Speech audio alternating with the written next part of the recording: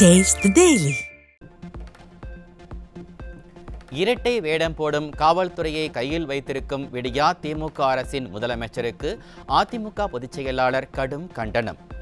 அதிமுக நிர்வாகிகள் மீது பொய் வழக்கு புனையும் செயலை விடியா திமுக அரசு செய்து வருவது ஜனநாயகத்தை நசுக்கும் செயலாகும் எனவும் குற்றச்சாட்டு. கழக பணிகளை முடக்க வேண்டும் என்பதற்காக சிவில் பிரச்சனையில் எம்.ஆர். விஜயபாஸ்கர் மீது பொய் வழக்கு பதிவு செய்யப்பட்டுள்ளது. தலைமறைவாக இருக்கிறார் என செய்திகளை பரப்பும் காவல்துறையை கையில் வைத்திருக்கும் ஸ்டாலின் செய்வது சர்வாதிகாரத்தின் உச்சமாகும் எனவும் அதிமுக பொதுச் செயலாளர் விமர்சனம்.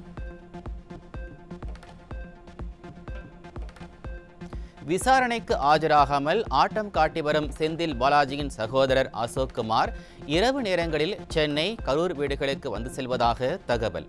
அசோக்குமாரை கைது செய்து அமலாக்கத்துறையிடம் ஒப்படைக்காமல் இரட்டை வேடம் போடும் விடியா திமுக அரசுக்கு அதிமுக பொதுச் செயலாளர் கடும் கண்டனம். மக்களவைத் தேர்தல் முடிவுகள் குறித்து அதிமுக பொதுச் செயலாளர் 4வது நாளாக ஆலோசனை. சிதம்பரம், மதுரை நாடாளுமன்ற தொகுதி நிர்வாகிகள் பங்கேற்பு.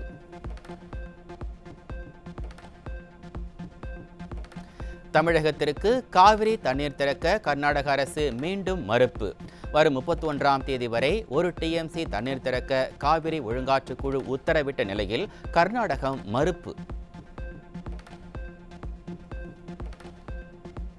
நீர் இருப்பு இல்லாததால் மேட்டூர் அணை 13 நாட்களில் வறண்டு கட்டாந்தரையாக மாறும் அவலம். 5 மாவட்டங்களில் குடிநீருக்கு தட்டுப்பாடு ஏற்படும் அபாயம் உள்ள நிலையில் காவிரி நீரை பெற விடியா அரசு நடவடிக்கை எடுக்குமா, கூட்டணிக்காக மௌனம் காக்குமா என விவசாயிகள் கேள்வி. கருணாநிதிக்கு நாணயம் வெளியிட மத்திய அரசிடம் அனுமதி வாங்கும் விடியா அரசு காவிரி தண்ணீரை பெற நடவடிக்கை எடுக்காதது ஏன்? விடியா திமுக அரசுக்கு தமிழக விவசாயிகள் சரமாரி கேள்வி.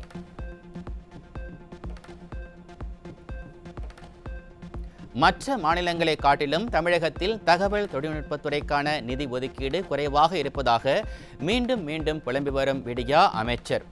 ஐடி துறையில் ஹைதராபாத், பெங்களூரு அளவிற்கு கூட தொழில்நுட்பம் தமிழ்நாட்டில் வளரவில்லை எனவும் பேச்சு. எமர்ஜென்சி அமல்படுத்தப்பட்ட ஜூன் 25ஆம் தேதியை அரசியல் சாசன படுகொலை தினமாக கடைபிடிக்கப்படும் என மத்திய அரசு அறிவிப்பு.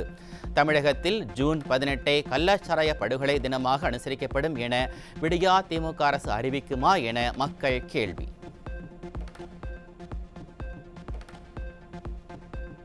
கள்ளக்குறிச்சி மாவட்டத்தில் 11 வருவாய் வட்டாட்சியர்கள் பணியிட மாற்றம். கள்ளக்குறிச்சி, சின்னசேலம், வானாபுரம் உள்ளிட்ட பகுதிகளில் பணியாற்றி வந்தவரை மாற்றம் செய்து ஆட்சியர் உத்தரவு.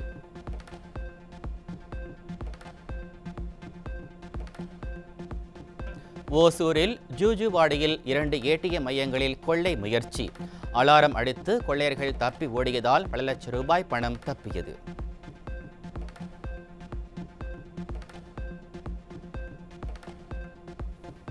ஓசூரில் ATM-ஐ உடைத்து 14 லட்சம் ரூபாய் கொள்ளை போன ஒரே வாரத்தில் அரங்கேறிய மற்றொரு கொள்ளை முயற்சி சம்பவங்கள்.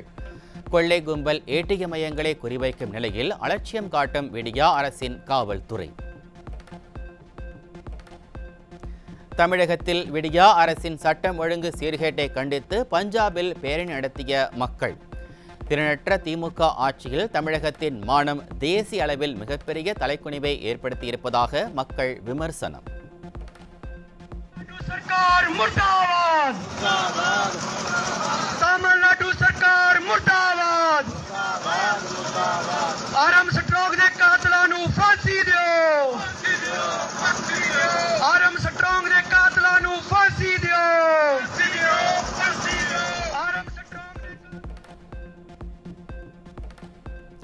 பொதுத் தேர்வில் மாணவர்களின் தேர்ச்சி விகிதத்தை அதிகரிக்க கடினமாக உழைத்த அரசு பள்ளி ஆசிரியர்களை பெயரளவில் கூட பாராட்டாத விடியா அரசு.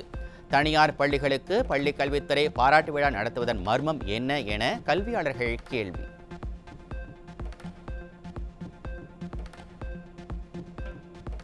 தமிழகம் முழுவதும் குரூப் 1 முதல்நிலை எழுத்துத் தேர்வு. 90 காலி பணியிடங்களுக்கு சுமார் 2 லட்சத்திற்கு மேற்பட்டோர் பங்கேற்பு.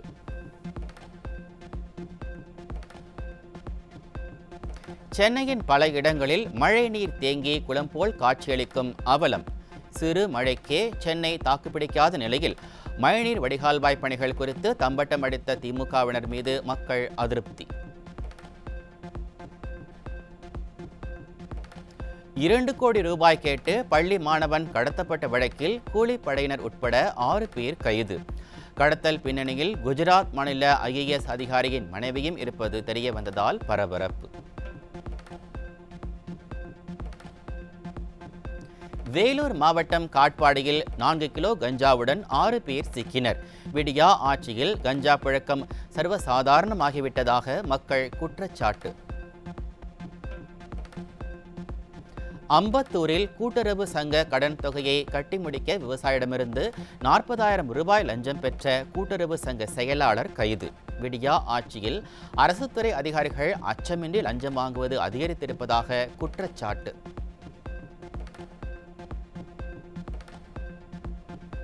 கோவையில் நகைக்கடை ஒன்றில் வாடிக்கையாளர் போல நடித்து 10 சவரன் தங்க நகையை திருடச் சென்ற மர்ம நபர். விடியா திமுக ஆட்சியில் ஏவல்துறை செயலிழந்திருப்பதால் குற்ற சம்பவங்கள் அதிகரித்திருப்பதாக பொதுமக்கள் குற்றச்சாட்டு. சென்னை தியாகராய நகரில் விற்பனைக்காக வைத்திருந்த 8 கிலோ கஞ்சா சிக்கியது. முதலமைச்சர் ஸ்டாலின் வீட்டிலிருந்து 1 கிலோமீட்டர் தொலைவில் கஞ்சா விற்பனை நடைபெறும் நிலையில் காவல்துறை என்ன செய்து கொண்டிருக்கிறது என மக்கள் கேள்வி.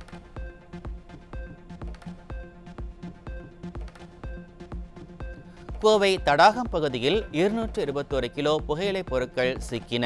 விடியா ஆட்சியில் தடை செய்யப்பட்ட புகையிலைப் பொருட்கள் தங்கு தடையின்றி கிடைப்பதாக மக்கள் விமர்சனம். திருப்பூரில் செல்போன் பறிப்பில் ஈடுபட்ட கல்லூரி மாணவன் உட்பட 3 பேர் கைது. கல்லூரி மாணவர்கள் தடமாறி குற்ற செயலில் ஈடுபடுவதால் பெற்றோர் கலக்கம். தமிழ்நாட்டில் 15ஆம் தேதி வரை கனமழைக்கு வாய்ப்பு. இந்திய வானிலை ஆய்வு மையம் தகவல். சிவகங்கையிலிருந்து மதுரை சென்ற அரசு பேருந்தில் கொட்டிய மழை நீர். ஓட்டை உடைசல் பேருந்துகளிலிருந்து எப்போது விடுவுகாலம் பிறக்கும் என பயணிகள் புலம்பல்.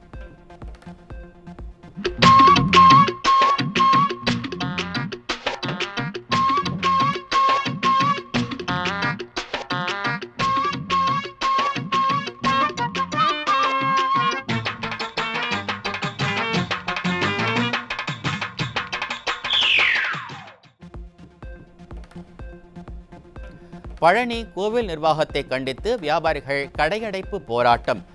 ஆக்கிரமிப்பு அகற்றம் என்ற பெயரில் வாழ்வாதாரத்தை அழிப்பதாக குற்றச்சாட்டு.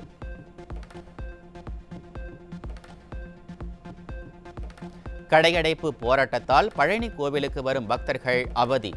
உணவு உள்ளிட்ட அத்தியாவசிய பொருட்கள் வாங்க முடியாமல் பரிதவிப்பு. தேனி மாவட்டம் பெரியகுளம் இணை சார் பதிவாளர் அலுவலகத்தில் கணக்கில் வராத 87,000 ரூபாய் சிக்கியது.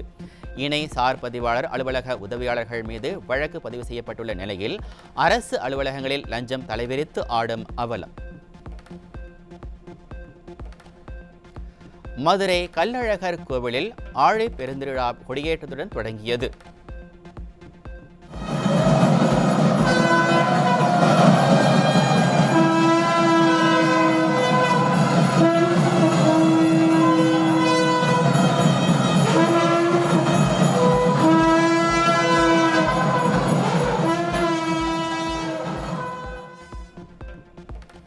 இருபத்தி 21ஆம் தேதி தேரோட்டமும் 18ஆம் படி கருப்பண்ணசாமி படிபூஜையும் நடைபெறுகிறது.